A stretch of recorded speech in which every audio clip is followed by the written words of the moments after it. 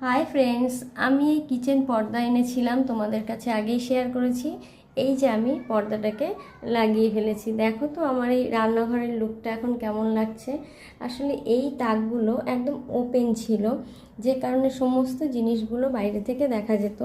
এই যে দেখো, সেই কারণে আমি এই পর্দাটা এনেছি। আর এই পর্দাটা লাগানোর পর এই রকম একটা লুক এসছে।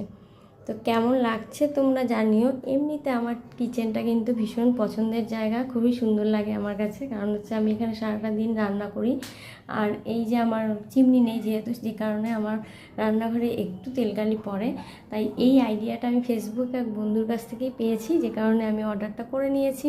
আর এই হলো আমার ফাইনাল লুক, আর এই হলো আমার রান্নাঘর।